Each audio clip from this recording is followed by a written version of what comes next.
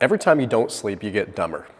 Okay, I know that's a very simple way of putting it, but when you don't sleep, you really do have a decrease in what is called BDNF, and that means that you are not maintaining your level of neurogenesis. You're not able to create new brain cells. You are essentially in decline. But the cool thing is that there's some recent evidence that suggests that we can counteract this. We can actually combat some of this.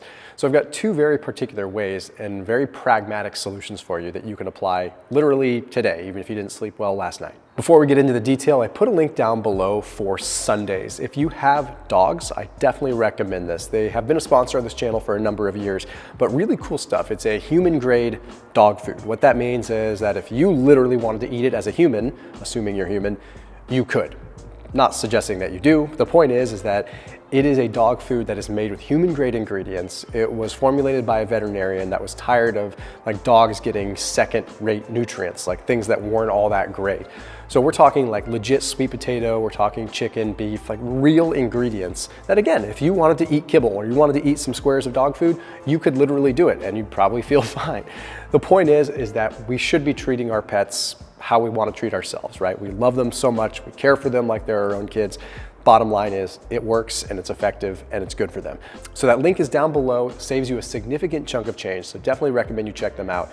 Top line of the description right underneath this video. First off, there was a study published in PLOS One that demonstrated when subjects did not sleep well, they had a decrease in BDNF. Okay, well, that makes sense. However, it wasn't the sleep deprivation itself that was really causing the decline in BDNF. It was more so the stress that came from the lack of sleep.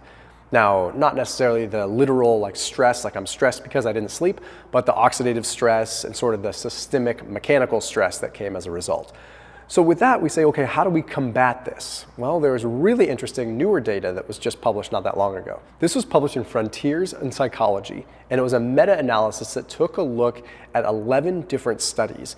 And what they found is that simple meditation practices for like 10 or 15 minutes could actually increase BDNF as much as exercise. Now, to put this into context, there was a study that was published in Experimental Physiology that found that subjects that were rowing, if they tested their blood while they were doing rowing exercises, they doubled their amount of BDNF.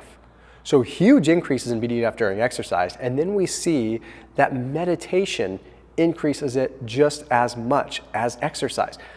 So does that mean you need to become like a monk and just start meditating? No, you don't have to do anything crazy. Here's what I recommend. You can get away with meditating literally on the days that you just didn't sleep well.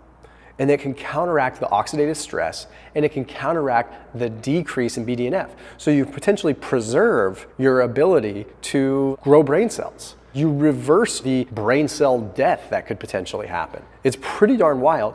What I would recommend is using something that just gamifies it, using Headspace, using an app called Buddhify, anything like that. You don't need to become obsessed with it. But the studies do also show that it works in a dose-dependent fashion. The more frequently you do it, the longer you do it. So it's not just about becoming more mindful. You actually get this mechanical aspect that helps.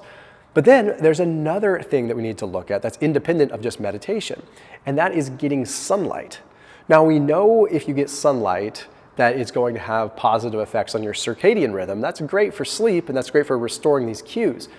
But what we're starting to see now is there was data also published in PLOS One that took a look at 2,851 people in a meta-analysis where they looked at a lot of data. They found that when subjects were in the spring and summer, they had higher levels of BDNF compared to when they were in the fall and the winter, implying that more sunlight, more heat actually increases BDNF and allows for more neurogenesis, more brain cells to grow. Well, then what we did is they looked at rodent model data and they found that when rats were exposed to exercise for 30 minutes per day, 5 days per week for 4 weeks, or sunlight 30 minutes per day, 5 days per week for 4 weeks, they had about equal levels of BDNF.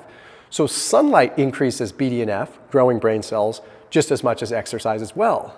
So what I'm saying here is on days that you don't sleep, when you have a decline in BDNF, is yes, exercise is good, but meditation and getting 30 minutes of sun or 60 minutes of being outside if it's cloudy, just double it.